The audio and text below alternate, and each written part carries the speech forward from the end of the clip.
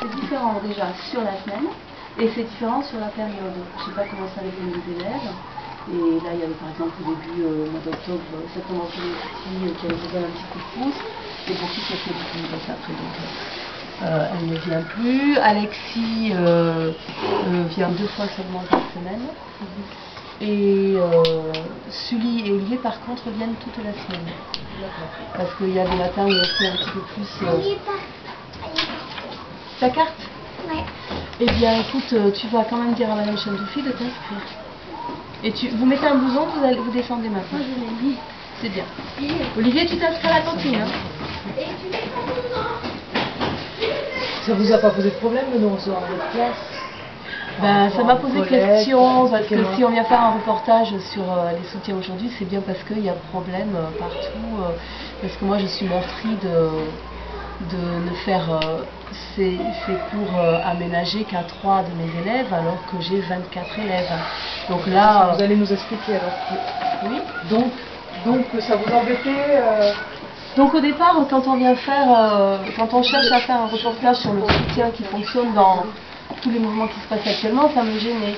Parce que... d'être montré un peu, d'être l'exemple de l'endroit où ça se fait. C'est quoi qui vous gênait? C'est pas l'exemple, non, ça me gêne pas.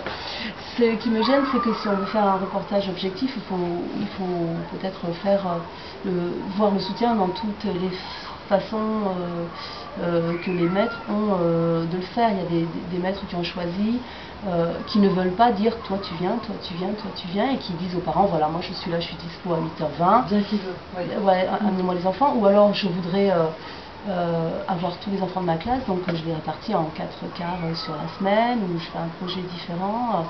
Ça me gêne, moi, d'enlever 2 heures à toute ma classe.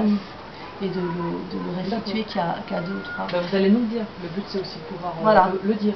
Et ben, j'étais en train, mais c'est pas... Voilà. Non, je voulais savoir un peu, parce que vous avez voulu, d'autres souhaitent pas. Enfin voilà, donc je voulais savoir comment vous situiez par rapport à la question. D'accord. Ouais. Voilà. Oui, moi je disais déjà, que... Vous allez m'expliquer, pour vous, cette aide personnalisée, comment elle s'organise très concrètement dans votre classe?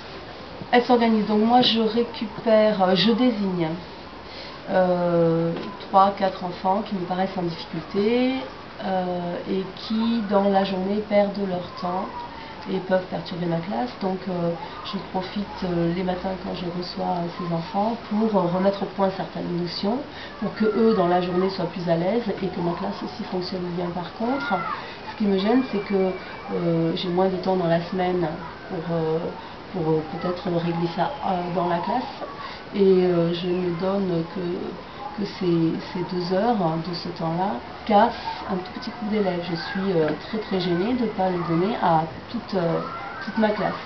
Tous les enfants de ma classe méritent, ça c'est un service qui est public, tous les enfants pourraient avoir le même moment privilégié avec moi.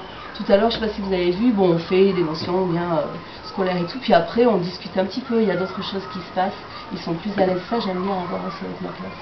Parce que aussi avec une petite classe, on joue bien sur l'affectif, etc. Donc ça permet d'avoir une relation un peu privilégiée avec l'enfant. Ça me gêne de ne pas l'offrir à tous mes élèves. Vous le faites néanmoins, c'est-à-dire, est-ce que pour vous c'est quelque chose bien sûr, quand même parce qui a le mérite d'exister ou pas? Ben, c'est une lapalissade, hein, de dire que ça va être bien. Donc oui, je le fais. Je sais qu'il y a plein de collègues à moi et je les soutiens inconditionnellement qui n'ont pas choisi de le faire, qui le font donc en recevant soit toute leur classe, soit les enfants des parents qui le veulent bien, soit en prenant ce temps-là pour faire des projets un petit peu différents, parce qu'avec moins de temps et plus de contenu sur la semaine, on a moins le temps de faire des projets un peu qui sortent du fondamental, quoi, hein.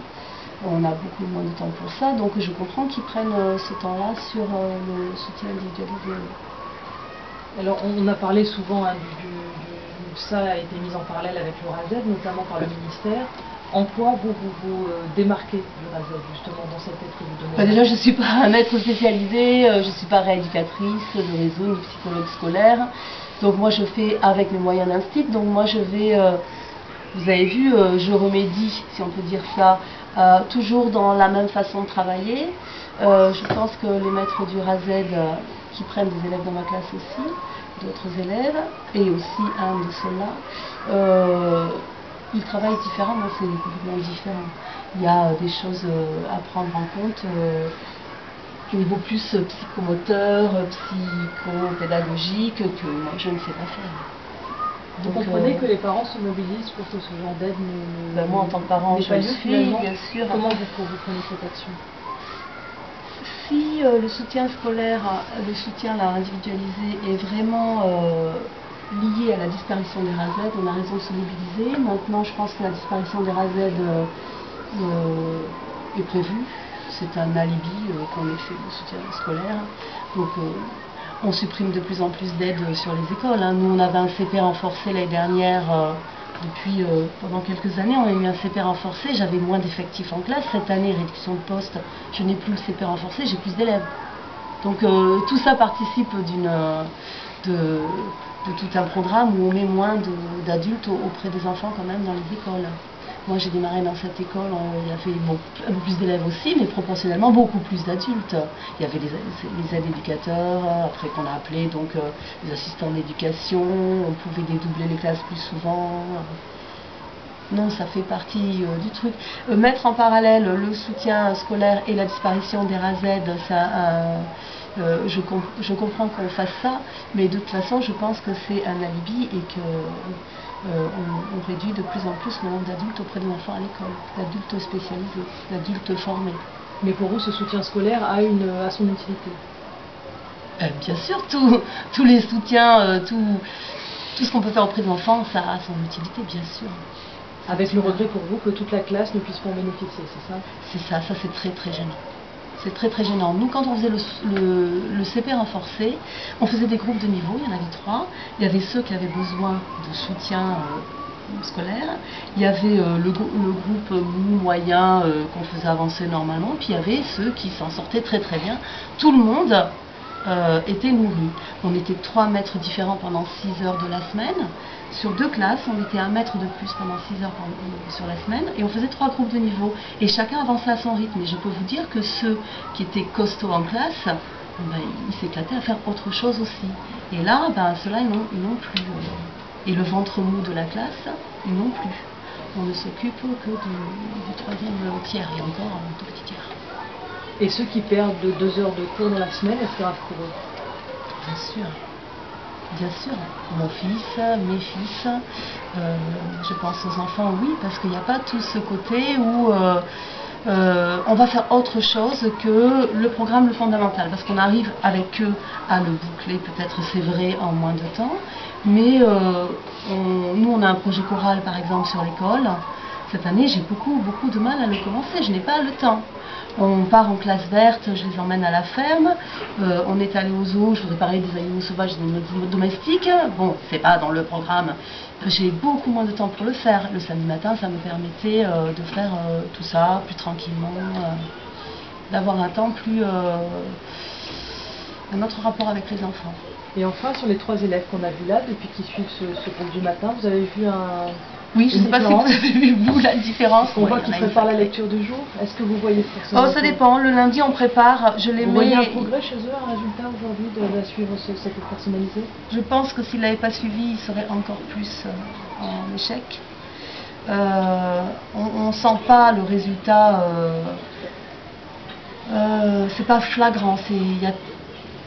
Il y a plein de choses à prendre en compte. C'est pas parce qu'on va leur bourrer le mou qu'ils vont être meilleurs en classe. Ça aussi, il faut oublier. Hein. Ça, nous, on fait que ça, mais le RASED, c'est faire autrement.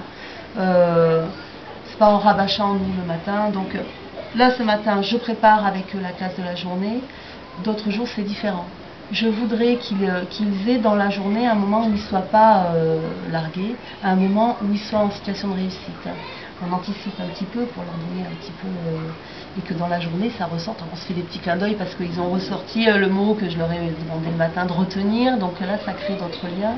Et eux, dans la journée, ils vont avoir un moment où ils vont maîtriser le truc. Et ils pourront intervenir et oser un peu plus. Alors ça, c'est bien. Ils gagnent confiance. Ouais, parce que c'est ça qui est à travailler avec eux. Merci. Je suis sourde, je n'entends rien. Ah oui, moi vous entendez les questions déjà.